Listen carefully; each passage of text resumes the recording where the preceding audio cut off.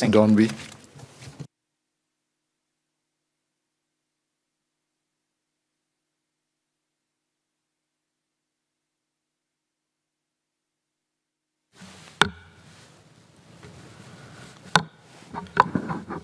Mr. Speaker, sir, I declare that I'm advisor to the Union of the ITE training staff on a pro bono basis. I'm heartened that the Finance Minister is committed to making more investments in our people and social infrastructure to strengthen our social compact. Mr. Speaker, sir, in Mandarin. 在我们这快速老龄化的国家，每一个孩子、每一个青年尤其珍贵。政府和社团必须更用心栽培与投资于我们的年轻人，尤其是来自弱势家庭的青少年们，协助他们，让他们能健康成长、学习。用心栽培的幼苗，长大后必有所成，为国家做出贡献。请政府分配更多资源，帮助弱势家庭，减少家庭问题对青少年们的负面影响。当这些家庭陷入困境时，政府机构需要迅速介入，以防止他们的情况进一步恶化。小洞不补，大洞必库。许多青少年问题，例如旷课、犯罪和成瘾，如果我们能够及早干预，就可以预防。Will the government elaborate on how we will strengthen our framework to identify families in crisis more quickly? I applaud the scaling up of the Comlink initiative nationwide to 21 towns. Hope there will be a teenage version of Comlink. How can we hire, retain, and train more family support counselors to help vulnerable families navigate the assistance schemes available to them? All youths benefit from carrying role models, guidance, and advice for their studies and future careers. For disadvantaged youths, these are even more vital in order for them to get out of the poverty cycle. How can we increase accessibility to mentorship opportunities and provide better internship and career placement support to them? In the latest survey conducted by Young NTUC, youth and young adults ranked mentorship opportunities the second most useful in terms of career-related resources, but they also noted that they have little access to them. In 2020 and 2021, when physical events were curtailed, Young NTUC organized virtual career mentoring sessions. I understand that there were about 1,200 youths took part.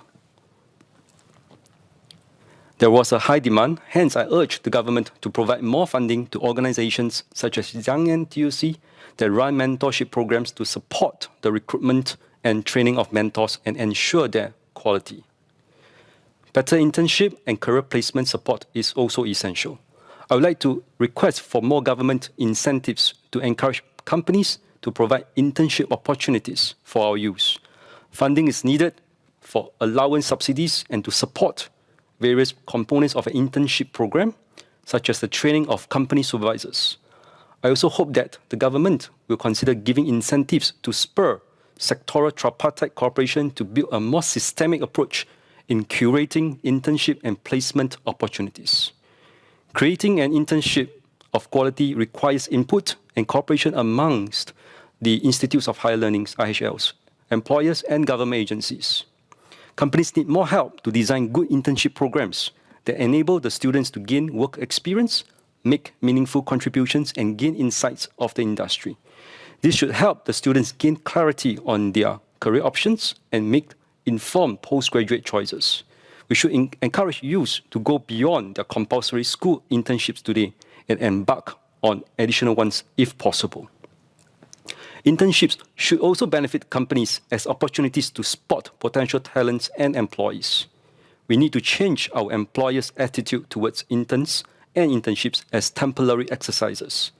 Internships should be taken seriously, part of a firm's long-term human resource management. If our youth have positive experiences, we may be able to address the problem of local manpower shortage for certain vocations and industries.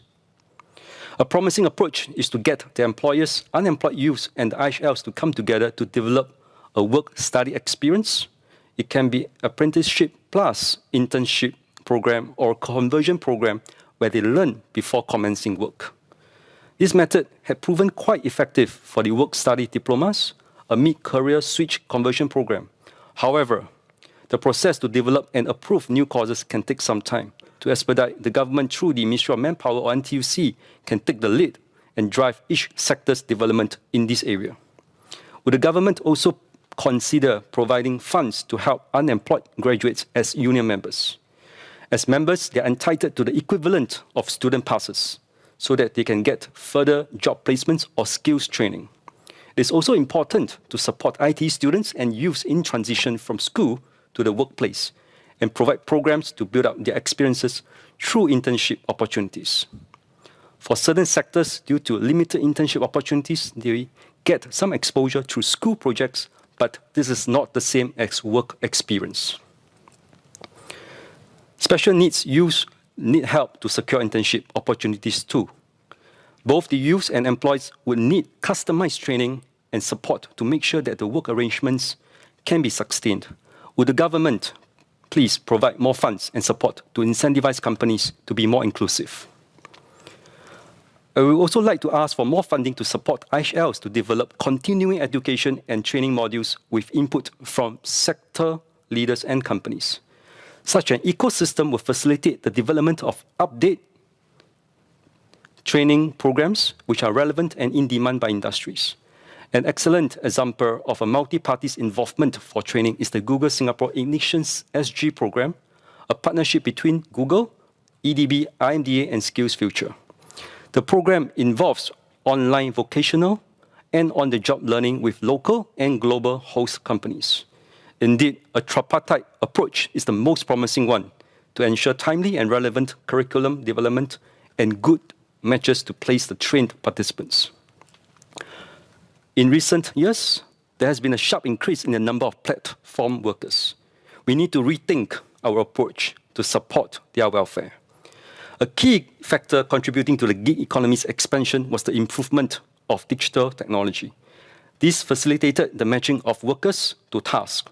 However, the relationship between these technology companies and assigned workers is unequal and heavily weighed in favor of the firms which have access to the data, customers, and a wide pool of non-union, unorganized workers.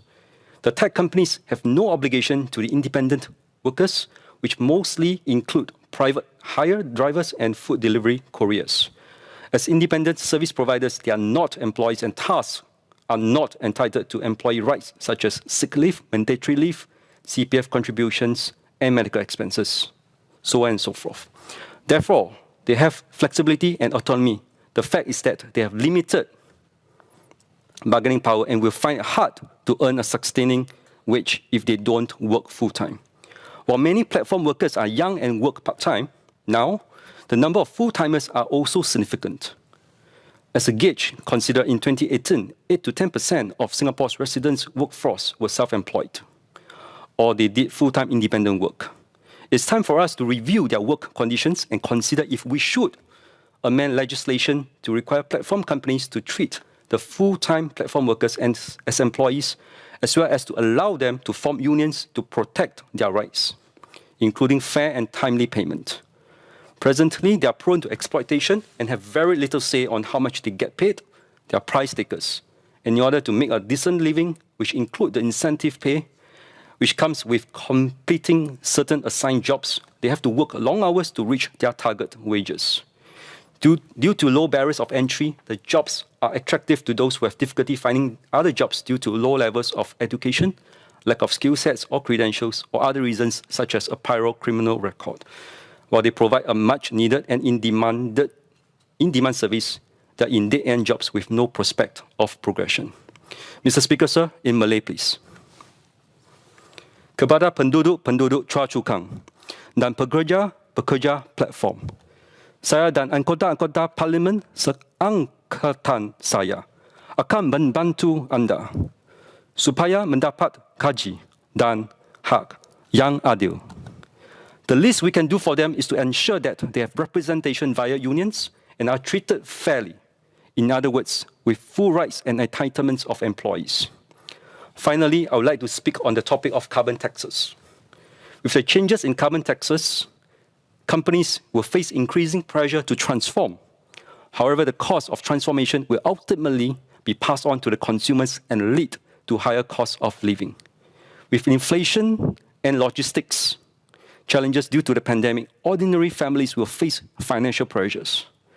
SMEs will also face challenges dealing with the higher carbon taxes. Singapore was the first, or still the first, or the only Southeast Asian country to introduce a carbon tax. While I support our efforts to go green, both figuratively and literally, I'm very worried about the impact on our middle and lower income families and the competitiveness of our lower SMEs. I hope the government will assist them more over the transition period. With this, I would like to conclude with my support for the budget. Thank you.